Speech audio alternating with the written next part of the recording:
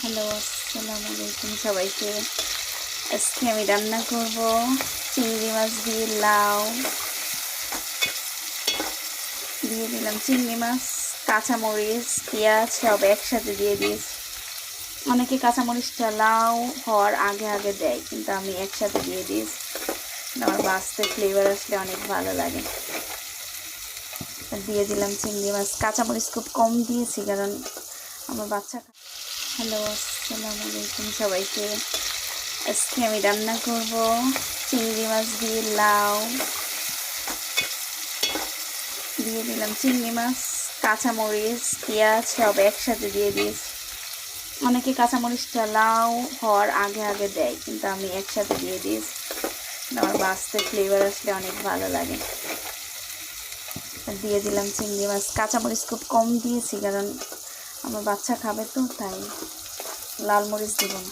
দিয়ে দিয়েছি মশলা, 2 চামচ ধনিয়ার গুঁড়া, 1 চামচ হলুদের গুঁড়া।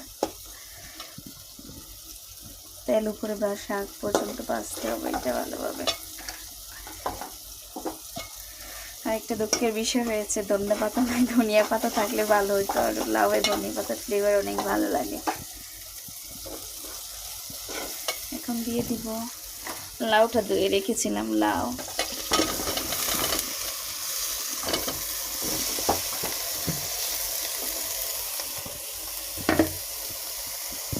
চলুন দেখি আমার লাউয়ের কি অবস্থা।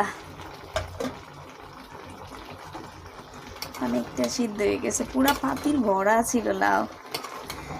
লাউটা একদম কচি ছিল।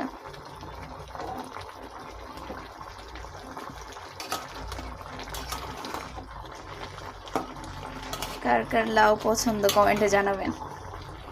লাউ তো আমার হাজব্যান্ডের অনেক পছন্দের একটা সবজি, বাট আমার ততটা ভালো লাগে না।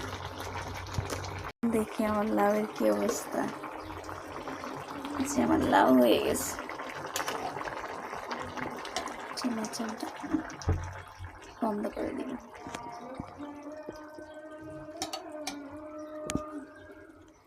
লাউ রান্না ডান।